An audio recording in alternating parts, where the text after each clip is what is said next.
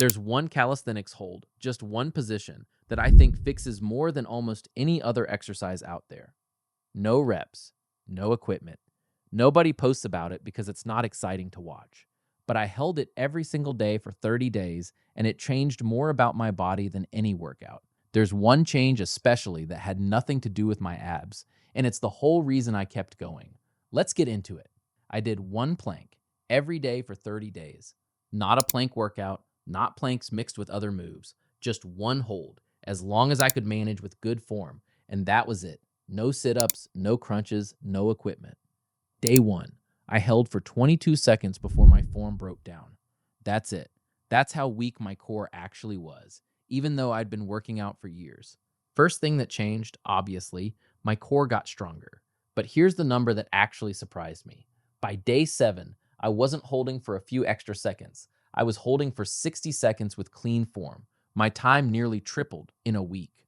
A plank forces your deep core muscles, the ones that wrap around your spine like a natural back brace, to stay switched on the entire time, instead of firing for a couple seconds like a crunch does. That's why the strength shows up so fast. Second thing, and this one I didn't expect at all, my balance got better. A plank isn't just an ab exercise, it's a full body stability drill. You're bracing your core, your shoulders, and your hips all at once to keep from collapsing. And that's the exact same coordination your body uses to catch itself when you're about to fall. Those first two, fine. Makes sense once you think about it. But the third change is where this stopped being a boring exercise and started feeling like I'd been sleeping on it. For years, tying my shoes in the morning came with this dull twinge low in my back.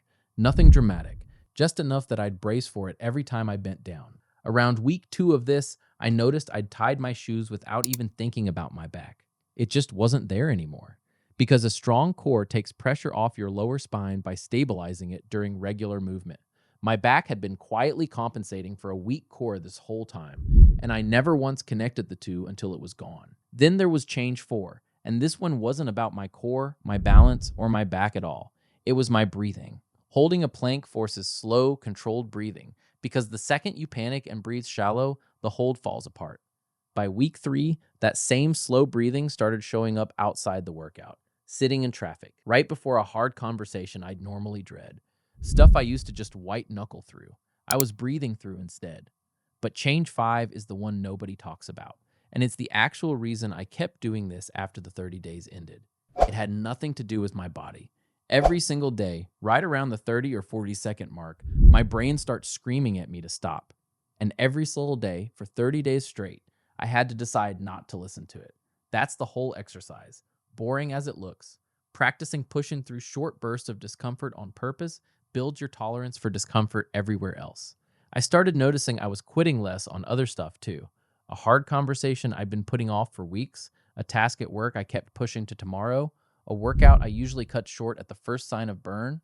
A 60-second hold was quietly training something way bigger than my abs. So does the most boring exercise in the gym actually fix your whole body? Mostly yes, and that's exactly what makes it worth doing, even though nobody's excited to post about it. It won't build muscle size or torch fat on its own, so it's not a full replacement for everything else you're doing. But it might be the one move quietly making everything else work better, and it's been sitting there, unsexy and ignored, the whole time. If you want to try this, here's the easiest way to start. Get into a forearm plank, elbows under your shoulders, body in a straight line, and hold it as long as you can with good form, even if that's only 20 seconds. Do it once a day. Don't add anything else to it. Just notice what's different after a week of doing the one thing nobody talks about. Next, I'm trying the leg version of this same idea. One hold, nothing fancy. And what happened by day 20 genuinely surprised me. If you don't want to miss it, make sure you're subscribed.